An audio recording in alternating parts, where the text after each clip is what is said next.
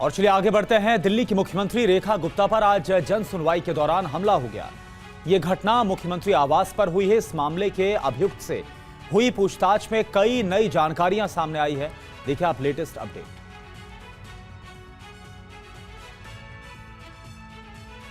दिल्ली में सीएम रेखा गुप्ता पर हमले की खबर से हड़कंप मचा है।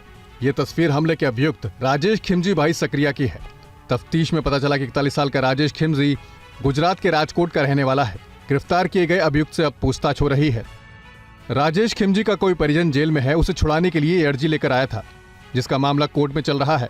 सूत्रों ने बताया कि इस मामले में दिल्ली पुलिस ने गुजरात पुलिस से भी संपर्क किया है। दिल्ली पुलिस अब अभियुक्त से जुटी जानकारियों को वेरीफाई करने में जुटी है।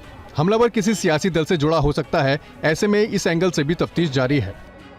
अब सीएम रेखा पर हुए हमले की टाइमलाइन भी जान लीजिए। सीएम आवास पर जनसुनवाई चल रही थी। इसी दौरान अभियुक्त राजेश खिमजी आया और सीएम रेखा गुप्ता को अपने काम से जुड़े कागजात दिखाए।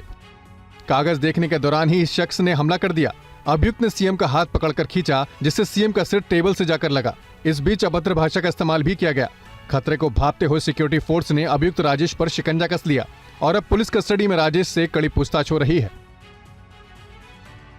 और दिल्ली की सीएम पर हुए हमले को बीजेपी ने साजिश बताया है। इस हमले में शिवसेना यूबीटी की सांसद प्रियंका चतुर्वेदी ने क्या कहा, सुनिए। मुख्यमंत्री रेखा गुप्ता पे हमला हुआ है जन सुनवाई के दौरान।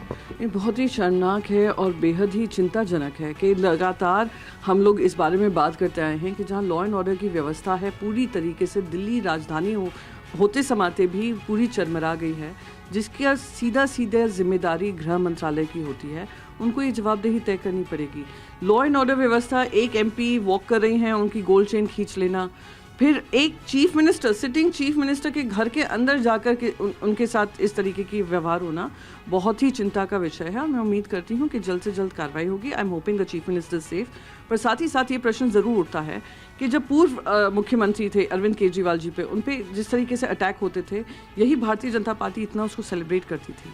ये राजनीति का विषय नहीं है, चिंता का विषय है। एक मुख्यमंत्री जो देश की राजधानी के मुख्यमंत्री हैं, उनके घर के अंदर घुसकर किसी ने इस तरीके का कोशिश की है, तो दिखा रहा है कि जनता के मन में भी जो लॉ एंड ऑर्डर की व्यवस्था का भय होना चाहिए था, वो भी खत्म हो चुका है।